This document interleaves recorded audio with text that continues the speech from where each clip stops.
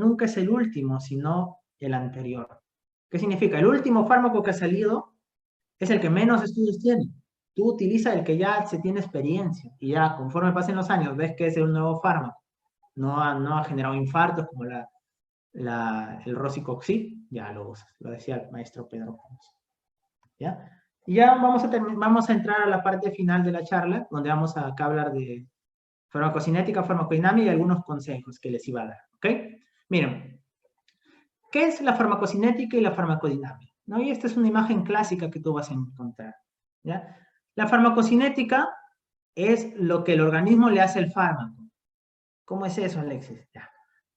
Tú le das al paciente el fármaco, ¿no? Lo toma vía oral y acá en su estómago tiene que del estómago pasar a la sangre, tiene que absorberse. Y al absorberse el fármaco, ¿dónde está ahora? En la sangre, ¿no? Está en la sangre. ¿Para qué le dimos el fármaco? Imagínate que le dimos el fármaco porque el paciente tenía en su mano, esta es una mano, ¿ya? Ahí tenía una infección, una celulitis, una infección ahí. Una infección, ya una celulitis por Staphylococcus aureus. Entonces yo le di una pastilla, porque es leve, se absorbió y ya está en la sangre. Ahora no me sirve que esté en la sangre, me sirve que vaya hacia la mano, ¿no? Entonces el fármaco va a tener que irse por todo el cuerpo y se va a distribuir. Se distribuye y llega, mata la bacteria. Pero ahora yo no quiero que se quede todo mi cuerpo siempre con el antibiótico, sino me voy a intoxicar. Entonces ya el fármaco va a pasar por un órgano que es el hígado y este hígado lo va a metabolizar. ¿Para qué lo metaboliza? La mayoría de veces lo metaboliza. ¿Con qué fin se metaboliza? Con el fin de que se vuelva inactivo, ¿ya? O que se vuelva hidrosoluble. Alexis, ¿para qué quiero que el fármaco se vuelva hidrosoluble? Para que los fármacos los puedas orinar. Así se elimina la mayoría de fármacos. Cuando es hidrosoluble, o sea que se puede disolver en agua, ahí es cuando recién puede ir al riñón y eliminarse. Si no, no puede ir al riñón y eliminarse porque se vuelve a absorber. Y terminas en la excreción. Entonces, te diste cuenta de todo lo que le pasó al fármaco y eso que acá la pastilla a veces es así grande y tiene que descomponerse en pequeñas partecitas. Eso se llama liberación. Entonces, mira todo lo que pasó con el fármaco. Le diste acá porque tenía una celulitis. ¿Qué es lo primero? Le das una pastilla grande y se va haciendo más chiquita. Se libera. Luego, se absorbe. Ya está en tu sangre. Ahora, ¿qué le va a pasar? Tiene que ir a tu mano donde está la infección. Se distribuye. Ya se distribuyó. Ahora, no me voy a quedar con el fármaco todo el tiempo. Me voy a intoxicar. Entonces, mi hígado lo metaboliza. Lo vuelve inactivo o lo vuelve hidrosoluble. Y al final, lo excreto. Entonces, ¿qué es la farmacocinética? Es todo lo que le ha pasado al fármaco desde que entró y todo lo que le hizo a mi cuerpo. Son los efectos del organismo sobre el fármaco. Ya, esa es la farmacocinética. O sea, todo lo que mi cuerpo le hace al fármaco. ¿Qué era lo primero que le hacía? Con los líquidos se iba disolviendo cada vez más pequeño, ¿no? Se ocurría la liberación. Luego, ¿qué ocurre? Ya se hizo más chiquito. Primero ocurrió la liberación. Luego, ¿qué tiene que ocurrir? Tiene que absorberse, ¿no? Segundo que ocurre es la absorción. Y así se absorbió por mi estómago, mi intestino y se fue a la sangre. Luego, tiene que ir a mi mano, tiene que distribuirse al lugar que quiero. Distribución. Ya. No me voy a quedar siempre con el fármaco, tiene que metabolizarse en el hígado. Ya. Metabolismo, o también llamado biotransformación. Metabolismo o biotransformación. Y ya finalmente, cuando ya está hidrosoluble y se puede disolver en líquidos, se excreta por el riñón. Excreción. Para eso, todo eso es lo que se llama farmacocinética. Y si te das cuenta, utiliza las primeras siglas y lo pones así, LACME. LACME, ¿ya? Esa es la mnemotecnia. Liberación, absorción, distribución, metabolismo, llamado biotransformación o excreción. ¿Sí? Eso es lo que quiero que tú recuerdes. Eso es farmacocinética. ¿Y qué es farmacodinamia? Ya lo que el fármaco hace. Por ejemplo, ¿qué es lo que puede hacer el fármaco? ¿No? Puede ir y puede abrir un canal. Abrir un canal, imaginen. Claro, exacto, para intravenoso. Exacto, muy bien, Jesús. Está muy bien, Carlos. Está muy bien. Y ahorita lo vamos a comentar. Solo que acá es solo para la definición. Y mira, ¿qué es farmacodinamia? Ya es lo que hace el fármaco. Por ejemplo, abrir un canal. Lo que yo le decía, ¿qué le dábamos al paciente cuando estaba en plena convulsión? ¿Qué le dábamos a un paciente para sacarle la convulsión? En plena convulsión, ¿qué le dábamos? ¿Recuerdan qué fármaco se le daba? No, anti-GABA no, porque lo que quiero es apagar las neuronas, tengo que darle algo que aumente el GABA, porque el GABA es inhibitorio y mi neurona está muy activa, tengo que aumentar mi GABA. O sea, sería en favor del GABA, ¿no? Y ese es el diazepam, ¿ya? Entonces yo abro un canal, por ejemplo, el canal del GABA, ¿ya? Abro un canal, en este caso, por ejemplo, el canal del GABA, ¿y quién genera eso? El diazepam. Ah, ya, eso hace mi fármaco, ¿sí? ¿Qué más puede hacer mi fármaco? Por ejemplo, puede activar un receptor que está acoplado a las famosas, uno de los primeros temas de fisio, ¿no? Proteínas G. Y este receptor es el beta 2, el que está en los bronquios y broncodilata, sí, el que broncodilata. A través de proteínas G lo hace. ¿Y quién es ese? El salbutamol. Ah, ya, o sea, en el primer caso abrió un canal nomás, pero en el segundo tuvo que modificar la señalización de proteína G, sí. Hay otros, en un tercer caso. ¿Qué le hizo ahora a mi cuerpo? Mi paciente tenía hiperglucemia. ¿Qué le doy? Insulina, ¿no? ¿Y qué hace la insulina? Activa un receptor tirosinquinasa, un receptor acoplado a enzimas. Entonces, ¿quién activa un receptor que está acoplado al receptor tirosinquinasa? Enzimas, la insulina. ¿Ya? La insulina para aumentar los GLUT. Chicos, ¿cuál es el GLUT que es modificado por la insulina? Para que entre la glucosa y no se quede en la sangre. Y no se quede en la sangre el GLUT4. Muy bien. Y ahí está la pregunta de Carlos, que es muy buena, respecto a la glicina. No hay un fármaco que potencia la glicina, pero tienes toda la razón. El GABA es el inhibitorio, pero supratentorial. Por arriba, o sea, sistema nervioso superior, supratentorial, no incluye a médula. En cambio, el inhibitorio infratentorial es la glicina. ¿Está muy bien?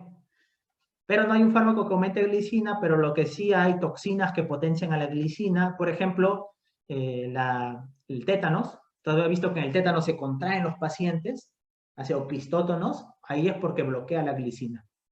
Entonces ya no hay quien inhiba y se contrae demasiado los músculos. ¿Ya? Pero para lo que es cerebro, ahí es el GABA. Para lo que es médula espinal, ahí es la glicina. Y el diazepam solo va a receptores GABA. Pero los abre, ¿ah? Abre. Es agonista. Agonista es a favor. ¿Ya? Y hay un cuarto grupo que dice, bueno, yo me palteo de estar solo así, que receptores por afuera, nada. Yo voy de frente hacia el núcleo, que son a receptores intracelulares. Por ejemplo, ¿qué crees que hacen los corticoides? No funcionan de hoy para mañana, ¿no? Sino demoran porque hacen cambios genéticos. En los genes aumentan, ¿qué genes? Antiinflamatorios. Por eso le damos al asmático, al lupus, y es un tratamiento a largo plazo.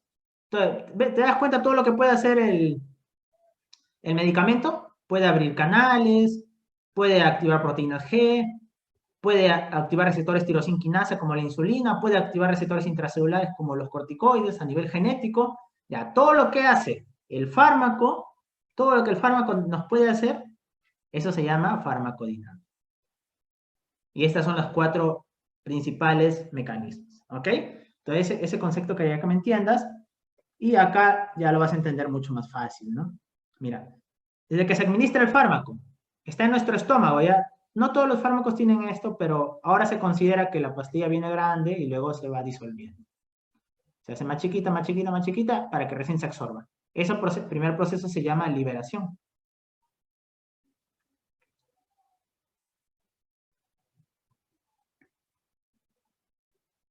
Eso se llama liberación. El péptido natriurético auricular, claro, sí tienes razón. Pero el péptido natriurético auricular no lo utilizamos. Hay un fármaco que más bien aumenta los péptidos natriuréticos, que se llama neprilicina. Neprilicina es un fármaco que aumenta los péptidos natriuréticos y nos sirve bastante en insuficiencia cardíaca. O sea, tú recordarás algo de la fisiopato, insuficiencia cardíaca, todo lo que le hace daño al corazón, la adrenalina, la angiotensina 2, la aldosterona. ¿Y qué es lo que lo defiende al corazón? Los péptidos natriuréticos. Por eso, uno de los tratamientos, y ya lo vas a ver en cardio, es aumentar los péptidos natriuréticos con neprilicina. Está muy bien. ¿Ya? Entonces, en farmacocinética, no te olvides, liberación, la pastilla se hace cada vez más pequeña, luego se absorbe del estómago e intestino, luego se distribuye, ¿no? 3 se distribuye. Luego, ¿qué le pasaba? Se metabolizaba para ser no tóxico, algunos se activan al metabolizarse, metabolismo, y luego se excreta. 5, excreción. La excreción más frecuente es por orina, ¿ya? Y ahora, pero ya una vez que se va al lugar donde quiere actuar, se fue al receptor beta 2, se fue al receptor tirosinquinasa, a eso se llama ya la farmacodinámica, que puede ser beneficiosa o patológica, ¿ok? Entonces son dos grandes capítulos que más o menos de farmacocinética tú estudias, cada uno es un capítulo, absorción, distribución, metabolismo, excreción, y es todo un capítulo farmacodinámico, pero tienes que entender el concepto. ¿Ya? Ahora sí vamos a hablar de cómo les recomiendo estudiar y terminamos con farmacocinética y vías de administración, ¿ok? Entonces, miren, este es uno de los libros que yo les recomiendo, el Néter, que no solo hay Néter para anato, no, hay Néter para fármaco, y mira sus gráficos, son buenos para tus exposiciones, te va a servir bastante. Todo lo que yo te decía, mira, por ejemplo, ese es un paciente asmático, ¿no? Y este ejemplo ya más o menos lo hemos hecho. Tú tienes que recordar cómo trato yo un asmático. Este es su bronquio, que está todo broncoconstreñido. Yo sé que hay receptores beta 2 que me broncodilatan. Y hay receptores M3 que cierran el bronquio. Entonces, ¿cómo yo trato a mi paciente? Ah, ya, potencio los beta 2, bloqueo los M3. ¿Qué era M3? Era muscarínico del parasimpático. ¿Recuerdas que el sistema nervioso simpático tenía, y eso tienes que recordarlo bien, ¿eh? Que el simpático tenía receptores alfa y beta, y el parasimpático tenía receptores muscarínicos y también nicotínicos. ¿Ya? El muscarínico que está en el bronquio se llama M3. El simpático beta que está en el bronquio es beta 2. Entonces el simpático abre el bronquio porque si tú estás, imagínate, ¿cuándo se activa tu simpático? Estás corriendo ahí, se activa tu simpático, abre tu bronquio. Estás durmiendo, se activa tu parasimpático, cierra tu bronquio. No necesitas tanto ahí. Entonces, farmacológicamente, ¿qué sería lo que debo hacer? Abrir mi bronquio, aumentar los beta 2, bloquear a los M3. Así lo trato a mi paciente. Luego, ¿qué más yo veo en la fisiopatología? Le daría beta 2 agonistas como salbutamol y antimuscarínicos como el ipratropio. Digo, pero mi paciente no solo necesita eso, sino está inflamado. Está lleno de eosinófilos, mastocitos, ¿qué voy a hacer? Le doy antiinflamatorios, pues corticoides. Con eso desinflamo. No me responde mi paciente. Yo sé la fisiopatología, que la alergia se produce por la inmunoglobulina E. Ya bloqueo mi inmunoglobulina E. O bloqueo que mi mastocito se desgranule. Entonces, así voy dando mi tratamiento. Y, por ejemplo, para abrir mi beta 2, le doy salbutamol. Para bloquear el que cierra, el muscarínico, le doy ipratropio, bromuro de ipratropio. Ese es el que va a bloquear acá. Inhibe. Para bajar la inflamación, le doy corticoide, pero inhalado. ¿Y cuál es el corticoide inhalado? Fluticasona, por ejemplo. No le doy vía oral porque le da Cushing. ¿Cuál es el que bloquea mi inmunoglobulina E? Omalizumab. Para que ya no haya esta reacción alérgica. ¿Y cuál evita que mi mastocito se desgranule? Ah, ya, ese es neocromilo. Entonces, ¿te diste cuenta cómo? Pero yo cómo di mis fármacos, cada vía fisiopatológica la tuve que atacar. Y así la farmacología es atacar las vías fisiopatológicas. Eso es el mensaje que yo te había dado antes y quiero que acá lo refuerces. Por eso, el primer consejo era la parte de la fisiopatología, ¿ok? Sí, ahorita hablamos lo de baja albúmina. Entonces, mira los libros de acá que yo te recomiendo. ¿Ya? Este es el más. El libro Bookman y Gilman. Ese es el más. Pero este libro, chicos, ese libro es un libro que tiene bastante medicina interna. Medicina interna es todavía un curso que tú vas a llevar el otro año, casi a finales. O sea, ¿a qué me refiero? Que te habla de las enfermedades así, toda. Este libro asume que tú ya sabes medicina interna, o sea, sabes todas las enfermedades, te habla así. Entonces, tú estás comenzando el curso, tienes nociones de fisiopato y eso está muy bien, pero si te mandas a leer el Bookman de frente, créeme que no lo vas a comprender. Y por un tema, tal vez te vas a demorar 2 semanas en un tema para aprenderlo bien. Entonces, esa no es la idea. La idea es que uno estudie así, en escalera. Y eso yo siempre le recomiendo para todos los cursos. Lo primero, lo más importante, lo primero es que tú entiendas. Luego ya profundizas. Entonces, si te vas al Bookman, que no hay muchos gráficos, que es mucho texto, que son palabras que todavía todavía no conoces porque es terminología ya de clínicas, te vas a perder. Y eso, y a pesar que te lo recomienda, porque todos los doctores te van a decir, libro base Bookman, ¿ya? Pero eso no funciona y eso puedes preguntarle a la mayoría de chicos, te van a decir lo mismo. Entonces, yo y en los años que llevo dictando el curso, ¿yo qué les puedo recomendar? Que inicien por un libro que les haga comprender, y a mi parecer es este de acá, se llama el Harvey. Hay Harvey de farmacología. No sé si alguien leyó el Harvey de bioquímica, ¿ya? Incluso hay de fisiología, etc. Pero el Harvey de farmacología, yo diría que es el primero en leer. Porque en pocas hojas, por ejemplo, un tema que en el Bookman son 20 hojas, él te lo da en 5 a 8 hojas y te da los conceptos más importantes. Entonces, si yo le recomendara, ese libro es el con el cual pueden iniciar. Entonces, imagínate, tienes mañana que exponer, hay 5 temas, el Bookman no lo vas a acabar. Entonces, Harvey, y créeme, con eso respondes. Lo primero que yo te diría. Lo segundo, nunca vas a aprender si es pura lectura. Así uno no aprende, uno aprende en esquemas. Entonces, si tú lees puro texto, a la mente en el momento pensarás que lo aprendes, pero luego al otro día ya se han hecho estudios, uno recuerda el 30% y al mes uno recuerda el 10%. Entonces, ¿cómo potenciar eso? En esquemas. ¿Cuáles son los 2 libros más esquemáticos? Este de acá, el Ullmann. No sé si alguien ha visto el Silvernail de fisiopatología, un librito chiquito con esquemas, ahí te escribía, escribía ya. El Ullmann es parecido, ¿eh? No es tan bueno como el libro Fisiopato, pero es full esquemas. Entonces, en una hoja, a la izquierda, es como que te pone el libro así, ¿ya? Así te pone, acá está el esquema y acá está el tema escrito. Obviamente este tema escrito no es mucho, por eso tú vas a empezar por tu Harvey, pero me importa a mí que este esquema lo mires, para que veas cómo es el mecanismo, cómo son las vías. Puedes hacerlo de Luhmann o puedes hacerlo del Netter también. Cualquiera de los dos te va a dar esquemas. Y ya lo tercero que yo te recomiendo es que te pases a uno de ellos, que elijas el que mejor te parece. O sea, ya es una decisión personal. Hay algunos que les gusta bastante el Velázquez y hay otros que les gusta el Caxton.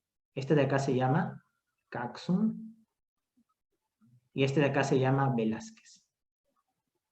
Los dos son buenos, pero ¿cuál es el problema? El Velázquez, chicos, El que lo tienen en las tiendas en escrito, ese es una edición muy antigua. Tú tienes que leer el del 2018, porque los fármacos, eso sí, los fármacos no puedes leer algo muy antiguo, porque los fármacos van cambiando. No es como que la vía de una enfermedad que nunca va a cambiar, no. Lo que siempre cambia en los libros no es la clínica, la fisiopato, eso, léete el Harrison de hace 20 años, va a ser que más o menos es parecido a la clínica fisiopato. Lo que cambió en el Harrison de hace 20 años y el de ahora es el tratamiento. Entonces tienes que leer siempre las últimas ediciones. Entonces este de acá, generalmente las tiendas no lo tienen, el 2018, y este es el que tienes que leer. Y acá el Caxun es 2019. En las tiendas generalmente tienen el 2013, 15, 16 creo, el 2019, ¿ya? Entonces yo te recomiendo que elijas uno de ellos. ¿Algún consejo te voy a dar? Sí. El de acá te habla un poco más molecular. ¿Y por qué es importante? Porque vas a tener docentes como el doctor Urquiza que conocen mucho. El doctor Urquiza utiliza bastante este libro, Velázquez. Lo utiliza bastante. Y él tiene su manual, que tal vez ya te han dicho que tiene su manual de Urquiza, pero su manual es mucho sacado de aquí del Velázquez. ¿Ya? Y te da molecular, pero es una forma molecular entendible. Hay buenos gráficos y todo, ¿ya? Y hay cuadros resúmenes, es bueno. Hay cuadros resúmenes, o sea, es un buen libro. El único problema cuando yo estudiaba, que no me gustaba el Velázquez, era que era muy antiguo. Pero ya que en PDF yo lo tengo la 2018 y te la voy a enviar, entonces esa yo te recomendaría, está muy bacán.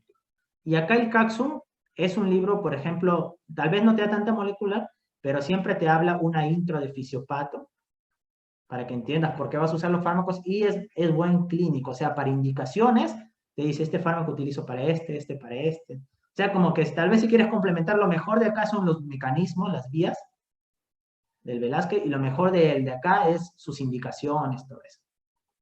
Pero tienes que elegir uno de esos, ¿ya? El que tú ves el tema, lo revisas, tiene los dos ahí en PDF, ves, bueno, este acá, este aquí, ya, me voy por el Velázquez. Y así, ¿ok? Entonces ese sería el tercero que tienes que leer, uno de estos. Y ya, si vas a exponer, si leíste esos, y ya, por ejemplo, te toca exponer, o es un tema del doctor Urquiza, ya llega hasta este libro, ¿ya? Pero este mismo libro lo vas a leer en sexto año. En sexto año te piden este libro también, porque es clínico. En sexto año llevas farmacología clínica. Entonces, en sexto año la única diferencia es que ya ves con dosis, este año no aprendes dosis, y que en sexto año también, además de las dosis, ves guías clínicas, y este libro ya se hace entendible. Ya recién ahí, imagínate, el último año, se hace entendible. Entonces, por eso yo acá te he hecho una escalerita, que es cómo deberías aprenderlo. Primero, y eso siempre va a ser importante, yo considero una clase previa. Porque una cosa es el libro, otra cosa es que te lo digan alguien que ha usado los fármacos, ¿no? Que ya ha leído de varios libros y te ha sintetizado. Entonces, una clase previa que tiene que ser algo corto, algo de 1 o 2 horas. Por ejemplo, después de lo que vamos a hablar de farmacocinética, yo creo que tú, las diapos que sigan, tú cuando te vayas a leer el libro lo vas a entender. Y eso siempre es así. Luego, tienes que tener el fisiopatología, porque como te he dicho, mira el asma que yo te he explicado. Eso no lo entenderías si no supieras qué receptores están, cuál es el problema en el asma, y cuál es el que yo te recomiendo. No te vas a ir a leer el POR, pues, ¿no? Este acá, el Sylvain de Fisiopato, que ya te lo he recomendado antes. Es un libro chiquito, en el cual en un lado hay un esquema y en el otro lado está la descripción. Incluso te habla algunas cosas de fármaco. Es un excelente libro que nunca debe faltar. Entonces, por ejemplo, vas a leer farmacología e insuficiencia cardíaca. Dale 20 minutos a media hora a la fisiopatología de insuficiencia cardíaca. No te vas a arrepentir. Sobre todo cuando hables de enfermedades. Por ejemplo, farmacología del asma, farmacología de la convulsión, farmacología de la insuficiencia cardíaca, del EPOC, de la úlcera. ¿Ya? Yo te recomiendo leerlo. ¿Ya? Ahí te lo dejo. Este es el Silver. Obviamente no te vas a pasar, máximo dale 30 minutos, ¿no? Una clase previa que te dure 1 o 2 horas, ¿ya? 1 hora idealmente, ¿no? Luego el libro que te había recomendado, el Harvey. Este te va a permitir entender. Luego tus esquemas de Lullmann, mira tus esquemas, ¿ya? Acá los esquemas van en paralelo con tu cuaderno. tienes que tener un cuaderno, ¿ya? Para que tú crees tus propios esquemas. Ves tu esquema y algo, lo más importante pasa a tu cuaderno. Chicos, está demostrado que el que no tiene cuaderno, al final la memoria es frágil, o te acordará una semana y luego se olvida. Entonces tú tienes que tener un cuaderno, ¿ya? Un cuaderno es fundamental para aprender. Pero no quiero que me transcribas todo el libro, pues, ¿no? Sino que me transcribas un esquema, o sea, una vía, por ejemplo, este receptor beta 2 lo encuentro en el bronquio, dibujas un bronquio, lo encuentro también en el músculo y lo encuentro, por ejemplo, en el páncreas. Entonces yo sé, cada vez que active el beta 2, si bien mi bronquio se va a relajar, mi músculo también va a llegarle sangre y mi músculo va a captar el potasio. Como mi músculo capta el potasio, me va a dar hipopotasemia. Cada vez que dé al beta 2, como el páncreas tiene beta 2, se va a liberar glucagón. Por lo tanto, los beta 2 me dan hiperglicemia y no le debo dar al diabético. O con mucho cuidado. Entonces, eso es un esquema. No es que tú te pongas a transcribir todos los conceptos porque te vas a demorar, pierdes tiempo, no. Un cuaderno es un resumen, no una transcripción de un libro, de lo más importante. ¿Y de qué? ¿Por qué es importante? Porque, ¿qué tal si te das tiempo ahora que estamos aquí en cuarentena y lees Harvey, Lullmann, Velázquez y te dio Guzmán? Ya, entonces en tu cuaderno es prácticamente un libro de libros, un cuaderno de libros, toda esa es la idea. Y no te tiene que servir solo para ahora, guárdalo para toda la vida. Yo tengo todavía mi cuaderno de fármaco, ¿no? Y tengo de cada unidad, creo. Y me ha servido, por ejemplo, yo todas las clases que he dado de fármaco, en mi promoción, por ejemplo, eso sí, cuando fue coordinador el doctor Urquiza, hubo muchos desaprobados, ¿no? Entonces yo les di, por ejemplo, un repaso al final, cómo me acordé de todo lo que había pasado en las 5 unidades, mi cuaderno. Entonces, así es, ¿ya? Esquemas de tu creación, nada de copiarte el esquema de Lullmann, ¿ah? No, tu creación. ¿No? Si ya está en el libro, ¿para qué lo vas a copiar? Entonces, algo que no esté y algo que creas que es muy importante o algo que te crees que te puedes olvidar. Y solo utiliza 2 a 3 colores, no vayas a resaltar con 5 o 6 colores. Tu cerebro ya no capta, ya no sabe qué es lo importante y qué no. Utiliza, por ejemplo, un amarillo, un verde y máximo por ahí un azul, ¿no? Si es mujer, tal vez rosado. ¿Ya? Entonces, por importancia, clasifícalo, ¿no? Amarillo, tal vez algo que tengas que resaltar que es algo importante, pero no te vas a olvidar. Ya verde, tal vez para los subtítulos, y azul, algo que te puedes olvidar, que es muy importante. Pero no vayas a resaltar 6, 7 colores. No, eso ya está demostrado que no funciona. Entonces, eso respecto al cuaderno. Luego, como te digo, elige Velázquez o Capsun. Yo te diría que si tu coordinador es Urquiza, utilices Velázquez, ¿no? O si es un tema del doctor Urquiza. Si no, podrías utilizar Capsun. Y ya si te da tiempo, vas a Guzmán, ¿ya? Que es el libro de libros, pero como te digo, mira todo lo que tienes que pasar para lograr entender. Y luego tienes al Vademecum. ¿Ya? El Vademecum, y esos son los libros extra. Este es un Vademecum que es el que yo tengo en PDF, que es el que te quiero enviar. Pero hay otro Vademecum que no le encontró la foto. Pero es el Vademecum de la revista o del Colegio Médico del Perú. Es de color morado. ¿Ya? ¿Y qué es un Vademecum, no? ¿Qué es un Vademecum? Tú los encuentras por orden alfabético, por ejemplo, penicilina. Y acá te dice, vía oral o viene vía endovenosa. Te dice, ¿cuánto es la dosis? Te dice, ¿cuánto es su tiempo de inicio de acción? ¿Cuánto funciona? ¿Cuánto dura? ¿Se le da a la embarazada o no? ¿Qué categoría tiene? Algo breve de su mecanismo, ¿no? Algo breve. ¿Cuáles son sus principales contraindicaciones? Y así. O sea, ya te da los fármacos ordenaditos. O sea, eso es al final, como cuando te dicen, de todo lo que tú has estudiado, ya te dicen, solo vamos a revisar salbutamol, vamos a revisar fluticasona, vamos a revisar tiotropio, ipratropio y omalizumab. Y entonces ya leí y veo mi vademecum, veo, ya esto sí lo he leído, esto ya, y lo tienes. Es una consulta de fármacos rápida. Y esto te va a servir para siempre, ¿no? Porque las dosis no te vas a acordar por siempre, ¿no? Entonces ahí te... Y luego siempre aconsejo que repases con tu compañero, porque recuerda que uno más aprende con enseñar, ¿no? Y eso está demostrado. Enseñar o hacer. No podemos hacer porque ahorita todavía no está en clínicas, pero sí pueden discutir casos. Y pueden hacer preguntas de exámenes, ¿no? Ya sea de bancos que tengan del curso o pueden hacer de exámenes de salud para ingresar al ENAM, al residental. Practiquen eso, porque la mente razona diferente. O sea, hay gente que dice, no, nunca quiero ver bancos, no, pero cuando ves preguntas, lo ha hecho alguien que normalmente ve estos fármacos y sabe que de las 10 hojas del fármaco que te habla, lo más importante es esto, y eso es lo que te pregunta. Entonces, y te lo pone en caso clínico para que reacciones, ¿no? Recuerda que el cerebro aprende más elaborando y enseñando. La discusión de un caso clínico siempre será muy útil, ¿no? Sobre todo también si tienen un caso, no se queden con las dudas, ¿ya? Y acá por eso yo siempre les pongo que si tienen alguna duda, ustedes pueden a mí consultarme, yo me organizo y les voy respondiendo. Eso sí, hago generalmente con todos los ciclos. Y para mí, incluso muchas veces he aprendido, a veces me he preguntado y, soy esto de acá, nunca me di cuenta que era tan importante, lo reviso y ya les comento. Nunca te quedes con una duda, porque el cerebro aprende de forma continua. El cerebro aprende así, no aprende así. Esta duda ya desconectó el resto, no hay hilación. ¿Ok? Entonces, esos son los consejos que yo les quería dar. Y un último consejo. Si, este de acá, el Harrison de Medicina Interna. Eso ya sería como que lo último, ya si ya leíste tal vez tu Human, podrías irte a la parte de tratamiento del fármaco, de Harrison, ¿ya? Yo hacía eso, miren, yo les cuento esto sí no lo tengo como experiencia de mis alumnos, pero como experiencia personal, ¿ya? Yo más o menos llegaba hasta acá. Luego decía, pero me han hablado de 10 fármacos para la hipertensión, ¿y cuál usaré? Si no veo pacientes, ¿cuál usaré? Entonces voy a ver mi Harrison. Me iba a coger mi Harrison, leía nomás la parte de antihipertensivos, ahí te ponen por enfermedades, hipertensión arterial. Ya no veía la definición clínica, fisiopata y no sé. Veía la parte de tratamiento. Veía, según los estudios, estos dos son los fármacos más utilizados. IECAS, ARA2 y bloqueadores de canales de calcio.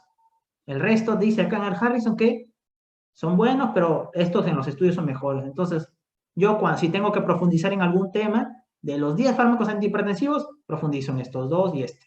Porque eso es lo que voy a usar en la vida real. Y así, esa es como experiencia mía. No sé si las puedo hacer. Por ahí le he puesto. Entonces, bueno, antes de continuar con esta parte de farmacocinética, con las últimas 5 diapos, si desean para enviarles todos estos archivos, algunas clases que tengo grabadas y unas diapositivas, pueden escribirme a @medicina con Alexis. ¿Ya? Yo más manejo Instagram que WhatsApp. Y @medicina con Alexis es un lugar donde yo subo bastante contenido académico. Entonces, pueden tomarle una foto a cualquier parte de la clase, ¿ya? Y subirla a su historia y nos etiquetan, @medicina con Alexis. Cosa que así, esta página de contenido académico gratuito va creciendo, conforme seguimos creciendo, hacemos más clases gratuitas y podemos difundir más material académico. Es netamente académico. Entonces, si desean estos libros con algunos resúmenes, diapositivas que tengo y unas clases grabadas que tengo, pueden escribir @medicina con Alexis y toman alguna foto y etiquetan @medicina con Alexis. Entonces a mí me sale, ¿por qué esto de que etiqueten, no? Porque me sale a mí mi notificación, te he etiquetado. Entonces yo lo ubico, porque en Instagram hay mucha gente, los ubico y les reenvío, ¿no? Porque lo estoy reenviando por Instagram, ahí lo tengo el material. Y bueno, creo que les va a servir porque les voy a enviar todos estos materiales. @medicina con Alexis, ¿ya? Resúmenes, unas clases. Y acá les quiero hablar de una pregunta que me han hecho frecuente, ¿no? El alvaradito, ¿ya? Si van a utilizar, en la vida real, yo les decía, bueno, en la vida real, cuando estaba en clase presencial yo les decía, si lo van a leer, nunca frente a la doctora Armas. La doctora Armas Fava, que es una maestra de maestras, pero a ella no le gusta este libro, ¿ya? Nunca, ni le mencionen en alguna expo que lo han referenciado. Ya. ¿Cuál es la ventaja del alvaradito? Yo no lo recomiendo para que inicien, pero sí, date por jalado si lo mencionas este libro ahí con la doctora. ¿Ya? Yo el alvarito no lo recomiendo para que inicien, pero ¿cuál es su ventaja? Que te habla de fármacos que hay en el Perú. Todos los libros que te he mencionado son extranjeros. Entonces, si quieres fármacos que hablan al Perú, Alvaradito sí tiene. ¿Y cuál es un buen capítulo del Alvaradito? ¿Ya? Dos utilidades. La principal, antibióticos. Cuando llegues a la parte de antibióticos, ahí sí tiene un buen resumen de antibióticos, ¿ya? Y también su utilidad es Pues en los dos primeros temas, ¿ya? En farmacocinética y farmacodinámica. Después es útil, ¿ya? Pero es un libro de bolsillo que generalmente a veces tiene algunos errores. Eso también me he dado cuenta. Entonces, mira, si tú sigues el algoritmo de acá, algunos empezarías por Harvey, ¿no? Ya, pero no te lo recomendaría empezar por Alvaradito porque es como muy resumido, entonces, en cambio acá te lo explica con imágenes, ¿vale? Entonces, así, ¿ya? Sobre todo, ¿cuál es su utilidad? Si quieres en alguna vez, vas a hacer quieres hablar qué fármacos hay en Perú, ¿no? Porque vas a exponer, ¿no? Entonces quiero ver, en Perú utilizamos esto, ya, Alvaradito. Para antibióticos también es bueno. Y en los dos primeros temas, farmacocinética y farmacodinamia, si quieres complementar. No te vayas a leer Goodman, farmacocinética y farmacodinamia, porque nunca vas a acabar. ¿Eh? Farmacocinética y farmacodinamia son de acá y Velázquez, por ejemplo, ¿ya? Farmacocinética y Alvaradito. Esos tres te recomendaría. A Harvey, Velázquez, Alvaradito para farmacocinética y farmacodinamia. No Goodman ni Caxon, ¿ya? Porque es demasiado. Estos dos libros, Mira Rank y Daile, y el Jesús Flores, son libros que tienen buenos esquemas, ¿ya? O sea, esquemas, pero te va a servir sobre todo para tus expos. Si quieres buscar una bonita imagen que no la encuentres en otro lugar, acá hay esquemas y te lo explica. Y cuando llegues a la parte de antibióticos, que es la última unidad, el maestro Ciro Maguiña, este es su libro de Ciro Maguiña, ¿ya? El vicedecano, que es un infectólogo muy reconocido, él hace este tema, uso racional. Ahí te lo recomiendo este libro, que también te lo voy a enviar, ¿ya? Entonces, no te olvides, @medicina con Alexis, una foto de la clase, así me llega la notificación y te envío, ¿ya? Te lo envío más tardar hoy en la noche, un poco mañana temprano. Si en caso no te llega hasta mañana, me escribes, ¿ya? O sea, primero me etiquetas en la historia, pero si no te llega, me escribes. ¿Por qué? Algunos tienen su cuenta en privado. Y si está en privado, no me va a llegar la notificación. Ahí me escribe. Ya me manda foto de la captura y ya. Quedas publicada y listo. Bueno, ¿tienen alguna duda del curso, de cómo se va a llevar o algo? Ya creo que les hablé de los libros, su utilidad de cada uno, cuándo leer cada uno, lo mejor para farmacocinética y farmacodinamia, que son tus dos primeros libros, ¿no? Para farmacocinética y farmacodinamia, que te leas el Harvey, por ahí el Velázquez y el Alvaradito, si gustas. No otros, porque el otro tienen demasiado ecuaciones, te ponen, ¿ya? Y bueno, entonces, cualquier duda, ya saben, escríbanme con toda confianza y yo les voy a responder. ¿Ok?